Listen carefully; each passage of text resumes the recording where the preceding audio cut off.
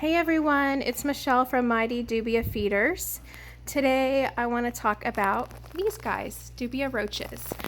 I've already done all my sorting a few weekends ago, so I'm not touching them as in sorting them, but every now and then, because here in Texas, as well as probably a lot of the southern states, probably northern too, you guys have to deal with flies and all kinds of insects trying to get into your Dubia roach colony.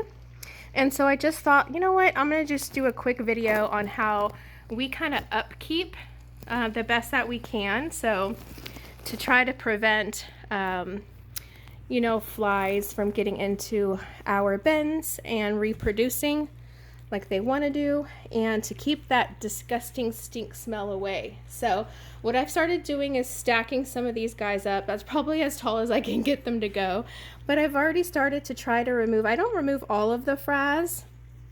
I would say that you would try to want to do this, every other week or so, or every 2 to 3 weeks.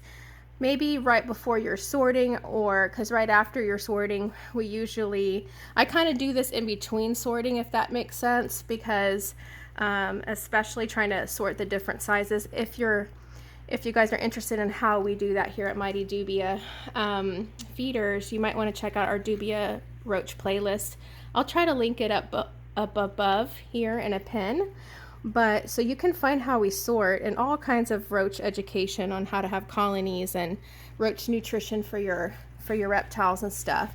So what I've done is I've already started to go through this bin and try to pull out all of the dead food and the dead roaches. So for an example, I just get a cup, and so these are all dead. And if you guys have a roach colony, you know they stink to high heaven, and that is what attracts flies and other kind of critters, bugs and insects into getting into your Dubia roach colonies. So you don't want that. So you want to remove as soon as you can these from your bins. So it is a lot of work, especially if you have a lot of different bins.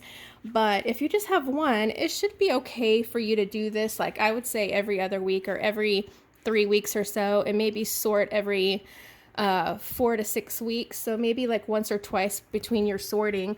Just go in here and move your colony around very carefully. If you have another bin like this one, you can just transfer everything in there, and you can go around and look for old vegetables, old fruit. It's really a good idea to take them out pretty quickly.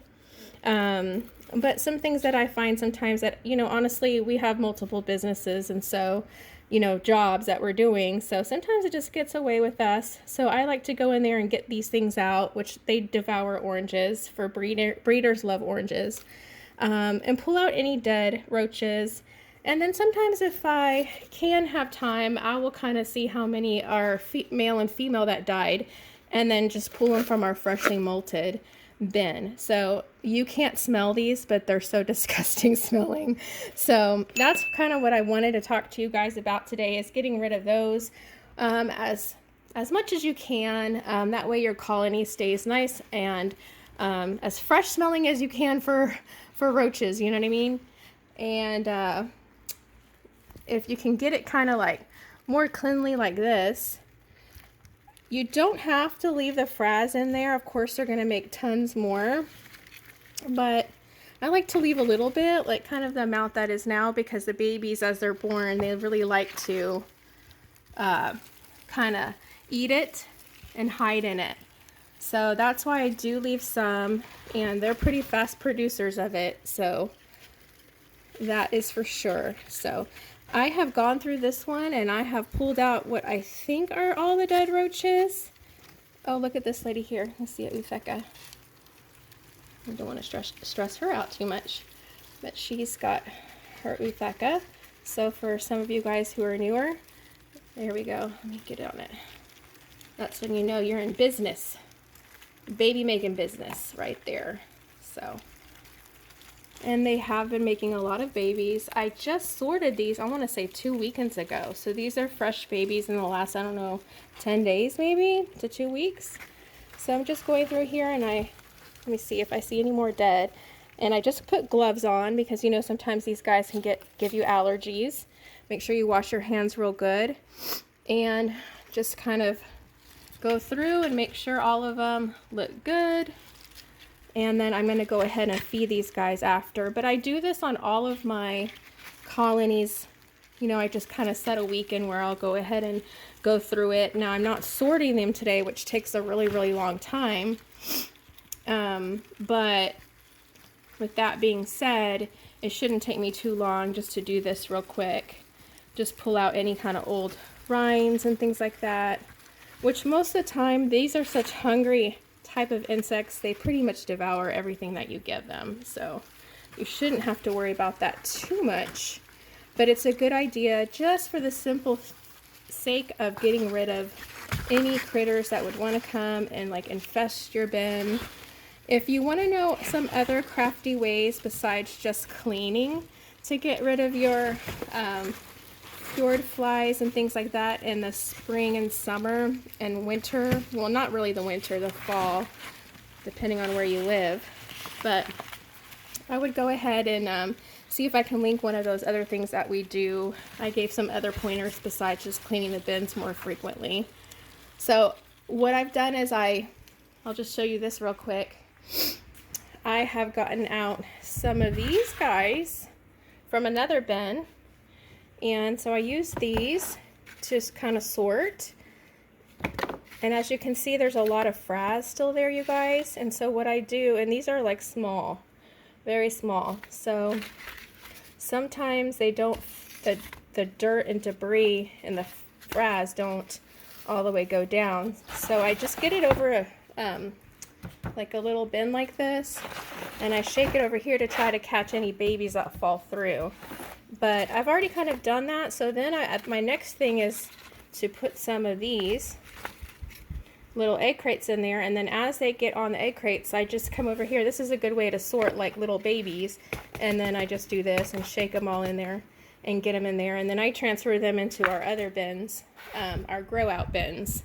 So anyways, I just thought I'd give you a little idea of kind of what we do, and I like to go through all of them and pull out anything that is old food-wise. Then I'll go ahead and I'm going to also feed these guys, so I'll probably include that on the end. If you need any roaches, mealworms, superworms, if you would like a roach colony, we do have established breeders, but we have freshly molted ones that I can show you. One of our freshly molted. So these are our extra larges. So as you can see, they're turning into, let me see if I can grab one of these while doing on a phone. It's kind of tricky. But I've already cleaned these out at the bottom, best that I could.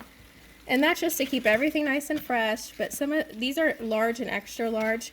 But when I see that these are turning into adults, because we hold some back for our stock, and of course we sell them. But as we see them turning into a mature adult, I will take them out of here, and I will put them in a several freshly molted bins. This is one of my smaller ones because I just like to come in here and just pull real quick. So these are freshly molted. I would say they are probably about a month old or less because I just add them in here. And as you can see, they're even having their babies. Let's see if I can show you some babies. It's a little hard doing this, you guys. Oh, there we go. It's a little difficult doing these, but these are freshly molted, so these are the ones that I give you guys, as well as a few established big mamas when you order some colonies from us, so that way you know that you're getting fresh reproducing males and females. So, and then here is, let's see, this should be these are going to be medium pretty soon. So we just do that. I just go through them. I make sure everything looks clean. So there you go. All these mediums and some smalls. They all grow at different rates. If you guys have any questions about that or about dubia breeding or just dubia roaches in general, I highly suggest that you watch our Dubia Roach playlist. And I hope that all of this makes sense to you, that just try to get the best you can. Get the frass out as much as you can, but leave a little bit because they do like to eat it and hide in it. And then get you some sorters like this, and then some egg crates, and then bounce your babies off. And then you can put those in like a feeding separate bin. If you have like a small reptile or gecko or amphibians that eat smaller ones, you could certainly do that and put them in a different bin. Okay, you guys, I hope you had a great day. I hope this helped you. Leave me a comment if you have any questions, and visit our website, mightydubiafeeders.com, if you're interested in purchasing any of these. Thank you guys. Have a great day. Bye.